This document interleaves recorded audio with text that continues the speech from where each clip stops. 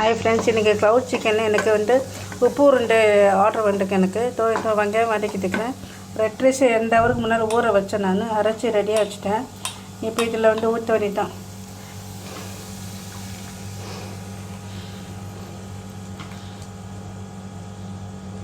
இல்லை, நான் தேங்காய் போட்டு அரைச்சிக்கிறதுனால இல்லை தேங்காய் அவசியம். ஆனால் நான் தேங்காய் எண்ணெய் தான் தாளிச்சிக்கிறேன். ஸோ அப்போ தான் இந்த வாசனை நல்லாயிருக்கும்.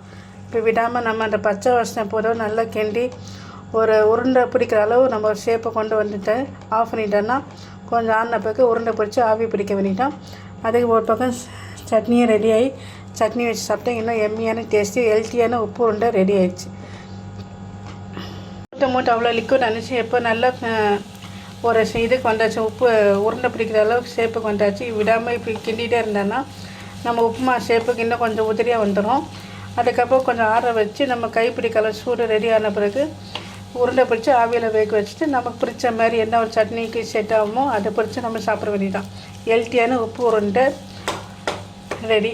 இதெல்லாம் பழைய ரெசிபி ஆல்மோஸ்ட். இதை நான் திருப்பி கொண்டு வரதுக்கு எல்லாம் ஹெல்த்தியாக இருக்கிறதுக்காக தான் இதை நான் மெனுவிலே நான் ஆட் பண்ணிக்கிறேன். நான் அதுவும் ஒயிட் அரிசியை நான் சேர்க்காம கருப்பு உப்பு உருண்டையும் ரெட் ரைஸ் உப்பு உருண்டையும் நான் சேர்த்துக்கிறேன். சூடான கையோட நல்லா உருட்டியாச்சு. உருட்டி இன்னும் ஒரு 10 to 15 மினிட்ஸில் ஆவியில் வச்சுட்டு இவனை வேக வச்சுட்டேன்னா ரெட் ரைஸ் உப்பு உருண்டை ரெடி ஆகிடுச்சு. சட்னியும் ரெடி ஆகிடுச்சு. பேக் பண்ணி கொடுக்க வேண்டிட்டான்.